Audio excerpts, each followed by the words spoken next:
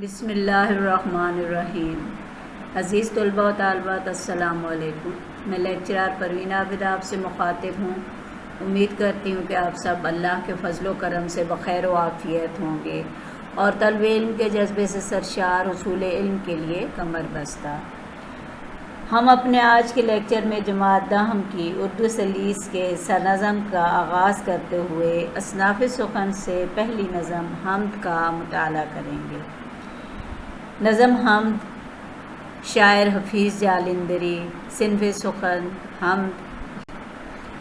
صنف سخن نظم میں بے شمار اقسام ہیں، مثلاً حمد، مناجات، نعت، منقبت، قصیدہ، رباعی، غزل اور مرثیہ وغیرہ۔ سب سے پہلے ہم دیکھتے ہیں کہ نظم کیا ہے۔ نظم عربی زبان کا لفظ ہے، لفظی معنی حال یا مالا کے ہم معنی، اور اسے پرونے اور ترتیب دینے کے مفہوم میں بھی لیا جا سکتا ہے، مگر اصطلاحاً نظم کلام موضوع کو کہتے ہیں جو وزن اور بحر میں تحریر کیا گیا ہو، یعنی ادب کی روح سے اشعار کے مجموعے کو نظم کہتے ہیں جس میں کسی خیال یا موضوع کے تحت اشعار منظم کیے جاتے ہیں۔ حمد، دیکھیں حمد بھی عربی زبان کا لفظ ہے جس کے معنی تعریف کے ہیں۔ یہ قصیدہ کی ایک مخصوص قسم ہے جس میں اللہ تعالیٰ کی تعریف و توصیف اور بزرگی، کبریائی صفات اور قدرت و طاقت کا ذکر ہوتا ہے، اور اس کے احسانات اور نعمتوں کا بھی شکر ادا کیا جاتا ہے۔ یعنی جس نظم میں صرف اور صرف اللہ تعالیٰ کی حمد و ثنا اور تعریف و توصیف بیان کی جائے اسے حمد کہتے ہیں۔ آئیے باقاعدہ آغاز کرتے ہیں۔ سب سے پہلے مقاصد، پھر مختصر حوالہ شاعر، اس کے بعد نکات نظم کے تشریح کے حوالے سے، اور اس کے بعد باقاعدہ نظم کا مطالعہ۔ مقاصد تدریس۔ آپ اس لیکچر کو بغور سننے اور سماعت فرمانے کے بعد اس قابل ہو جائیں گے کہ صنف سخن نظم اور حمد کی تعریف اور شاعر حفیظ جالندری کے طرز تحریر کے مختلف پہلوؤں سے واقف ہوں گے، لغت کا استعمال کرتے ہوئے الفاظ کے معنی لکھنے کے قابل ہوں گے، نظم کو مد نظر رکھتے ہوئے بند کی تشریح لکھنے کے اہل ہوں گے، اور نظم کے متن کو مد نظر رکھتے ہوئے معروضی اور موضوعی سوالات حل کرنے کے قابل ہوں گے۔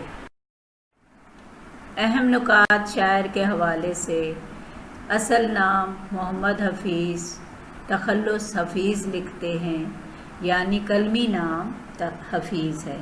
ہندوستان کے شہر جالندھر میں 14 جنوری سن 1900 میں پیدا ہوئے اور اسی نسبت سے جالندھری کہلائے۔ قیام پاکستان کے بعد لاہور آ گئے اور یہیں پر مکمل سکونت اختیار کی۔ 21 دسمبر 1982 کو لاہور میں انتقال ہوا۔ آپ کی آخری آرامگاہ مینار پاکستان کے احاطے میں ہے۔ پیشہ: حفیظ جالندری پیشے کے لحاظ سے شاعر افسانہ نگار دونوں تھے۔ آپ شاعر کی حیثیت سے نظم اور غزل دونوں میں قادر تھے، یعنی زیادہ شاعری غزل میں کی، اور اس کے علاوہ گیت کے ساتھ ساتھ نظم اور غزل دونوں میں نام پیدا کیا۔ نمایاں کارنامے: آپ کے نمایاں اور شاندار کارناموں میں سب سے بڑا اور بہترین کارنامہ شاہنامہ اسلام کی تحریر ہے جو 4 جلدوں پر مشتمل ہے، جس کے ذریعے آپ نے اسلامی روایات اور قومی شکوہ کا احیاء کیا۔ دوسرا بڑا کارنامہ پاکستان کے قومی ترانے کے خالق ہونے کی حیثیت سے ہے، جو احمد جی چھاگلا کی دھن پر تخلیق کیا گیا تھا اور 14 اگست 1954 کو پہلی بار آپ ہی کی آواز میں ریڈیو پاکستان سے نشر ہوا۔ اسے لکھنے میں آپ کو 6 ماہ لگے۔ یہ مخمس شکل میں ہے اور اس کے کل 15 مصرعے ہیں۔ تمام کلام فارسی میں ہے سوائے ایک لفظ کے، یعنی کاف بڑی یہ کے ایک ہی لفظ ہے جو اردو کا ہے۔ خطابات: شاہنامہ اسلام کی تخلیق پر آپ کو فردوسی اسلام کا خطاب ملا۔ علاوہ ازیں قومی خدمات کے اطراف میں آپ کو ہلال امتیاز اور صدارتی تمغہ برائے حسن کارکردگی عطا کیا گیا۔ اہم تصانیف: آپ کی نظموں، غزلوں اور گیتوں کے مجموعوں میں نغمہ زار، سوز و ساز، ہفت پیکر، چیونٹی نامہ اور شاہنامہ اسلام وغیرہ ہیں۔ اہم نکات نظم کی تشریح کے حوالے سے: نظم کے اشعار کی تشریح کا طریقہ کار کچھ اس طرح سے ہوتا ہے کہ سب سے پہلے حوالہ متن تحریر کیا جاتا ہے، جس میں نظم کا عنوان اور شاعر کا نام تحریر کیا جاتا ہے۔ اس کے بعد ہر لغت یعنی مشکل الفاظ کے معنی اور فنی محاسن کا استعمال ہوتا ہے۔ فنی محاسن سے مراد اشعار میں کوئی بھی ایسی وہ ایسا حسن یعنی تلمی، تشبیہ، استعارہ، کچھ اس طرح سے جو بھی وہ مرکبات استعمال کیے جاتے ہیں اسے فنی محاسن کہتے ہیں۔ نظم کے دو اشعار کی تشریح بھی کی جا سکتی ہے اور الگ الگ بھی کی جا سکتی ہے، اور اگر بند ہے تو بند کی الگ سے تشریح ہوتی ہے۔ نظم کے اشعار یا بند کی تشریح کی طوالت مجموعی طور پر 2 صفحات پر مشتمل ہو، یعنی اتنا طویل ہو کہ 2 صفحات پر وہ مشتمل ہو جائے۔ ہر شعر کی تشریح میں حوالے کا شعر، قرآنی آیات و حدیث اور کوئی ضرب المثل ضرور لکھنی چاہیے۔ نظم کے بند کی تشریح: اس پوری نظم میں 2 بند ہیں۔ پہلے بند کا مطالعہ کرتے ہیں۔ شاعر کہتے ہیں: اے دو جہاں کے والی، اے گلشنوں کے مالی، ہر چیز سے ہے ظاہر حکمت تیری نرالی، تیرے ہی فیض سے ہے سرسبز ڈالی ڈالی، پتوں میں تیری سبزی، پھولوں میں تیری لالی۔ یہ سلسلہ جہاں کا، دنیا کے گلستاں کا، تاروں کا آسماں کا، سارا ہے کام تیرا، پیارا ہے نام تیرا، اے دو جہاں کے والی، اے گلشنوں کے مالی۔ پورا بند میں نے آپ کے سامنے پڑھا، آپ نے سماعت فرمایا۔ آئیے دیکھتے ہیں اس بند کی تشریح میں ہمیں کون کون سے نکات کی ضرورت پیش آتی ہے، اور ساتھ ہی ہم اس بند کی تشریح بھی کریں گے۔ بند کی تشریح کا طریقہ کار: بند کی تشریح کے طریقہ کار میں ہمیں جن نکات کی ضرورت ہے وہ مندرجہ ذیل ہیں، یعنی سب سے پہلے حوالہ متن، اس کے بعد ہر لغت، پھر فنی محاسن، مرکزی خیال، تشریح اور پھر اس کے ساتھ حوالے کا شعر۔ حوالہ متن میں شاعر کا نام اور نظم کا عنوان تحریر کیا جائے گا۔ اس کے بعد ہر لغت یعنی اس بند میں آنے والے تمام مشکل الفاظ کے معنی لکھے جائیں گے تاکہ تشریح آسان ہو جائے۔ پھر فنی محاسن میں اس بند میں صنعت تشبیہ کا استعمال کیا گیا ہے۔ دنیا کو گلستان یعنی باغ سے تشبیہ دی گئی ہے۔ اس کے بعد مرکزی خیال: یاد رکھیے کبھی بھی ہم کسی شعر یا بند کی تشریح کرتے ہیں تو جب ہم مرکزی خیال اخذ کر لیتے ہیں تو تشریح ہمارے لیے آسان ہو جاتی ہے۔ اس بند کا مرکزی خیال یہ ہے کہ رب ذوالجلال کی شان قدرت اور نظام کائنات کا بیان اس بند میں موجود ہے۔ تشریح میں حفیظ جالندھری کہتے ہیں کہ اس بند کی تشریح میں اللہ تعالیٰ کی تعریف و توصیف بیان کرتے ہیں اور کہتے ہیں کہ اے اللہ، اے دونوں جہاں کے مالک و مختار، صرف اور صرف تو ہی ہے اس دنیا کا باغبان، اس دنیا کا مالی، اس دنیا کو بنانے والا۔ چونکہ دنیا کو یہاں گلستان یا باغ سے تشبیہ دی گئی ہے، لہٰذا باغ کی حفاظت کرنے والا باغبان کہلائے گا۔ اللہ تعالیٰ کی ذات ہی ہے جو اس دنیا کی محافظ ہے، اس کی حفاظت کرنے والی ہے۔ اے میرے رب، تیری پیدا کی ہوئی ہر چیز سے تیری خوبصورت انوکھی دانائی ہر طرف ہمیں ظاہر نظر آتی ہے۔ یا اللہ، یہ تیرا سب کرم ہے کہ پودوں اور درختوں کی ہر شاخ سرسبز و شاداب نظر آتی ہے، یعنی پودوں اور درختوں کی شاخوں پہ ہمیں سبز پتے جب نظر آتے ہیں تو یوں لگتا ہے کہ جیسے انہوں نے سبزے کا لبادہ اوڑھا ہوا ہے یا سبز لباس پہنا ہوا ہے، اور ہر طرف تیری مہربانی ہے۔ ان پتوں پر ہریالی تیرے ہی کرم، تیری ہی نوازش کا، تیری عنایت کا کرشمہ ہے، اور جہاں ان چھوٹے چھوٹے پودوں پر پھول کھلتے ہیں یا گلاب کا سرخ پھول کھلتا ہے تو اس کی سرخی جو نظر آتی ہے اس میں بھی تیری قدرت، تیرا کرشمہ، تیری دانائی ہمیں پیوست نظر آتی ہے۔ اے رب العالمین، اس چمن کا باغ یا باغبان، اس باغ کا مالی یا باغبان صرف اور صرف تو ہی ہے۔ اس کائنات کے چمن میں تیری ہی رنگ، تیری ہی بو ہر طرف ہمیں محسوس ہوتی ہے۔ آگے شاعر کہتے ہیں کہ اے اللہ، جب ہم اس کائنات کے نظام پر نظر ڈالتے ہیں تو دنیا کے بدلتے ہوئے عوامل عمل کی جمع ہے، یعنی رات اور دن کا تبدیل ہونا، موسموں کا تبدیل ہونا، یہ تمام عوامل اور اس کی شان کا ثبوت خود بخود اللہ تعالیٰ کی وحدانیت کا جو ہے وہ اظہار کرتا ہے یا اس کا مظہر ہے۔ اور اس دنیا کے باغ کا تمام نظام ایک بہترین ترتیب سے صرف اور صرف تیرے ہی حکم سے چل رہا ہے، اور دنیا اور آخرت کا مالک صرف اور صرف تو ہی ہے۔ تو ہی اس کا باغبان ہے، تو ہی اس کا مالی ہے، تو ہی اس کو بنانے والا ہے، تو ہی اس کو قائم رکھنے والا ہے۔ تو ازل سے اور ابد تک ہے، رہے گا انشاءاللہ۔ اور قرآن پاک میں بھی ارشاد ہوتا ہے اللہ نور السماوات والارض، یعنی ترجمہ اس کا کچھ اس طرح سے ہے کہ اور اللہ ہی آسمانوں اور زمین کا نور ہے۔ ہمیں ہر چیز میں اللہ تیرا نور نظر آتا ہے، تیری روشنی نظر آتی ہے، لیکن دنیا کی پوری جو بھی چیز ہماری نظروں کے سامنے ہے اللہ کی بنائی ہوئی ہے، اللہ کی قدرت کی کاریگری ہے، تو اس کا نور، اس کی روشنی، اس کی ضوء ہمیں تمام دنیا کی چیزوں میں نظر آتی ہے۔ انسان، حیوان، چرند پرند، ستارے، آسمان، زمین، پتھر، پہاڑ، ہر چیز میں اللہ تعالیٰ کی وحدانیت، وہ ہر چیز جو اللہ تعالیٰ کی وحدانیت کا ثبوت ہے اس کا اقرار کرتی ہے اور اس کا نور ہم پر ظاہر کرتی ہے۔ حوالے کا شعر میں نے یوں لکھا ہے کہ تعریف اس خدا کی جس نے جہاں بنایا، کیسی زمین بنائی، کیا آسماں بنایا۔ آپ دیکھیں کہ ہم نے ایک تشریح میں جب تشریح کی ان تمام اشعار جو اس بند میں موجود تھے ان کی، تو ہم نے اس میں حوالہ بھی دیا، اس میں قرآنی آیات بھی پڑھی اور اس کا ترجمہ بھی ڈال دیا، اور اس کے ساتھ ساتھ حوالے کا شعر ڈال کے اسے مزید مفید اور جو ہے فائدہ مند بنا دیا۔ یوں ہماری اس پہلے بند کی تشریح مکمل ہوتی ہے۔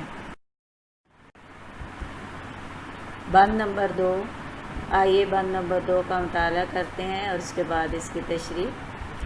شاعر کہتے ہیں یہ خاک آگ پانی ہے تیری ہی نشانی، ہر دم ہوا کے لب پر ہے تیری ہی کہانی، اونچے پہاڑ چپ ہیں دیکھی تیری نشانی، ہے دم قدم سے تیرے دریاؤں میں روانی، سارا ہے کام تیرا پیارا ہے نام تیرا، اے دو جہاں کے والی اے گلشنوں کے مالی۔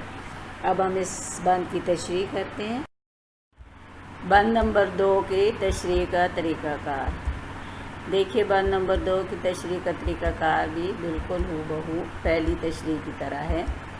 اس میں بھی ہمیں وہ سارے عوامل درکار ہیں جو پہلی تشریح میں ہم نے بیان کیے، یعنی سب سے پہلے حوالہ متن ہوگا، پھر حل ہوگا، تو اس کے بعد ہم نے مرکزی خیال اخذ کیا اس بند کا اللہ تعالیٰ کے نظام کائنات اور قدرت کے کرشمے کا بیان، اس کے بعد تشریح اور پھر حوالے کا شعر۔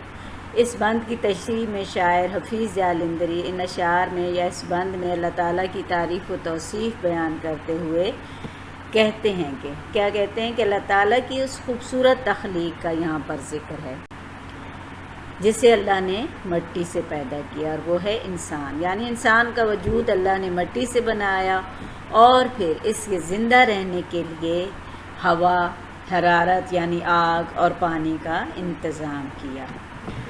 اب دیکھیں کہ جب ہوائیں چلتی ہیں نظر تو نہیں آتی لیکن محسوس ہوتی ہیں، انسان ہوا کو محسوس کرتا ہے اور پھر بے اختیار کہہ اٹھتا ہے کہ بے شک یہ سرسراتی ہوائیں، جب ہوائیں چلتی ہیں تو یوں لگتا ہے سرسرا رہی ہیں، یعنی سرسراتی ہوائیں اللہ کی وحدانیت کا جیسے ذکر کر رہی ہوں۔ اس کائنات کی ہر شے کو ہوا، آگ اور پانی کی ضرورت ہوتی ہے، پودے ہیں، جو بھی چیز جاندار ہے اس کائنات میں اسے ان 3 چیزوں کی اشد ضرورت ہوتی ہے زندہ رہنے کے لیے۔ اس کے علاوہ پہاڑوں کا ذکر ہے۔ دیکھیں اونچے اور بلند و بالا پہاڑ جو اس زمین میں میخوں کی طرح ٹھکے ہوئے ہیں، اپنی جگہ پر قائم ہیں، کوئی بھی انہیں ہلا نہیں سکتا۔ کسی میں اتنی قدرت یا طاقت نہیں ہے کہ کسی پہاڑ کو اٹھا کے ایک جگہ سے دوسری جگہ رکھ دے۔ یہ صرف اور صرف اللہ تعالیٰ کا ہی نظام قدرت ہے کہ اللہ نے اتنے بلند و بالا اور اتنے جو ہے وہ بڑے بڑے اونچے پہاڑ اس دنیا میں بنائے۔ پھر دریاؤں کا ذکر ہے، دریاؤں کی روانی، یعنی اے اللہ یہ سب تیری عظمت کی نشانیاں، یہ بہتے دریا، یہ تیزی سے بہتے دریا، پانی سے بھرے ہوئے دریا، یہ اللہ کی قدرت کی نشانیاں ہیں، اس کی عظمت کی نشانیاں ہیں۔ دونوں جہانوں کا مالک و مختار صرف اور صرف اے میرے رب تو ہی ہے، اور اس کا باغبان یعنی اس کا مالی، اس کو خوبصورت بنانے والا، اسے سجانے سنوارنے والا بھی صرف اور صرف اے میرے رب تو ہی ہے۔ اور اس کے ساتھ ہی حوالے کا شعر کہ خالق وہی ہے اور وہی پروردگار ہے، ہر شے پہ دو جہاں میں اسے اختیار ہے۔ اور میں ایک اور شعر کہوں گی کہ مسلم ہے تجھی کو حکمرانی، کہ تیری سلطنت ہے جاودانی۔ دیکھیں ہم نے اس نظم کے دونوں بند کی تشریح کی، اگر آپ اسے بغور سماعت فرمائیں گے تو آپ بہترین طریقے سے اسے تحریر کرنے کے قابل ہو جائیں گے۔ اب ہم آتے ہیں مشقی سوالات کی طرف۔ یہاں پر ہیں معروضی سوالات۔ معروضی سے مراد ہے کثیر الانتخابی، یعنی ایک سے زیادہ جو ہے وہ ہدایات دی جاتی ہیں اور ان میں سے درست ہدایت کا انتخاب کرنا ہوتا ہے۔ یہاں پر میں نے اسی طرح سے پہلے دو سوال تحریر کر دیے ہیں، ایک ہے شاعر کے حوالے سے اور ایک ہے نظم کے حوالے سے۔ یاد رکھیے اسے پہلے بھی آپ پڑھ چکے ہیں، جماعت نحو میں بھی آپ اسے پڑھ چکے ہیں، اور میرے پچھلے اس سے پہلے اور دوسرے لیکچر میں بھی میں اس کی وضاحت کر چکی ہوں۔ آپ کی جو ہے وہ آپ کے سمجھنے کے لیے میں یہاں پر دوبارہ اسے تحریر کر رہی ہوں۔ ہم نے حفیظ جالندری کے حوالے سے پہلا جو ہے وہ دیا ہے، پہلی کثیر الانتخابی پہلا سوال ہے، پاکستان کے قومی ترانے کے خالق ہیں کون ہیں؟ حفیظ جالندری، حالی، اقبال یا غالب؟ تو ہمیں اور آپ سب کو معلوم ہے کہ حفیظ جالندری ہیں۔ اور دوسرا ہے حفیظ جالندری کی نظم اے گلشنوں کے مالی، ایک ڈیش ہے یعنی خط کشیدہ جگہ ہم نے چھوڑ دی، مناجات ہے، حمد ہے، نعت ہے، منقبت ہے، تو یہ حمد ہے جو ہماری درسی کتاب میں شامل ہے۔ اب ہم بڑھتے ہیں مشقی سوالات کی طرف، موضوعی سوالات۔ یہاں پر میں نے چند سوالات تحریر کیے ہیں جن کے جوابات آپ کو لکھنے ہوں گے، تحریر کرنے ہوں گے۔ درج ذیل سوالات کے جوابات تحریر کیجیے۔ پہلا سوال ہے حمد، مناجات، نعت اور منقبت کی تعریف لکھیے۔ یہاں میں ان کی وضاحت کرتی چلوں تاکہ آپ اس سوال کا جواب بخوبی حل کرنے کے اہل ہو جائیں۔ دیکھیے جس نظم میں اللہ کی تعریف بیان کی جاتی ہے، اللہ کی تعریف و توصیف بیان کی جاتی ہے، اسے حمد کہتے ہیں، اور جس نظم میں اللہ سے دعا مانگی جاتی ہے اسے مناجات کہتے ہیں۔ اسی طرح جس نظم میں رسول کریم صلی اللہ علیہ وآلہ وسلم کی تعریف و توصیف بیان کی جائے اسے نعت کہتے ہیں، جبکہ جس نظم میں کسی بزرگان دین، کسی ولی اللہ، اولیاء اللہ، صحابی، کسی کی بھی تعریف کی جاتی ہے تو اسے منقبت کی کہتے ہیں۔ ٹھیک ہے، تو ان چاروں کی تعریف مختصر میں نے آپ کے سامنے بیان کر دی ہے، تو مجھے امید ہے کہ آپ اس سوال کا جواب حل کرنے کے اہل ہو جائیں گے جب آپ اسے بخوبی سماعت فرمائیں گے۔ سوال نمبر 2 ہے نظم میں موجود قوافی کی نشاندہی کیجیے۔ یاد رکھیے وہ ہم آواز الفاظ جو نظم کے ہر شعر کے آخر میں یا ردیف سے پہلے استعمال ہوں قافیہ کہلاتے ہیں، اور قافیہ کی خوبی یہ ہے کہ اس کے ہر جو وہ لفظ ہوتا ہے اس کا آخری حرف ایک جیسا ہوتا ہے، جیسے ہماری اس نظم میں تھا والی، مالی، نرالی، ڈالی، لالی، نشانی، کہانی، روانی وغیرہ۔ یہ تمام جو الفاظ ہیں یہ اس نظم کے قوافی یعنی قافیے ہیں۔ تو آپ نے اس نظم میں موجود ان تمام قوافی کو تحریر کرنا ہے، اور آپ کی مشق میں سوال نمبر 2 تحریر کیا گیا ہے۔ چند الفاظ دیے گئے ہیں اور ان کے ہم آواز الفاظ آپ نے تحریر کرنے ہیں۔ اور جیسے خزانہ ہے آپ کے سامنے موجود ہے، خدائی، کرینہ، قاتل، انداز، تلوار اور ادب، یہ مختلف الفاظ دیے گئے ہیں۔ ان سب الفاظ کے ہم آواز الفاظ آپ نے 2 تحریر کرنے ہیں۔ جیسے خزانہ ہے تو میں کہوں فرزانہ، اس طرح سے آپ نے باقی کے بھی ہم آواز الفاظ 2 یا قافیے ملا کر 2 الفاظ تحریر کرنے ہیں، ٹھیک ہے۔ اور سوال نمبر 4 ہے، اس نظم کا یعنی حمد کا مرکزی خیال آپ نے تحریر کرنا ہے، اخذ کرنا ہے۔ جب آپ پوری حمد کی تشریح سن لیں گے تو آپ اس کا مرکزی خیال تحریر کرنے کے اہل ہو جائیں گے۔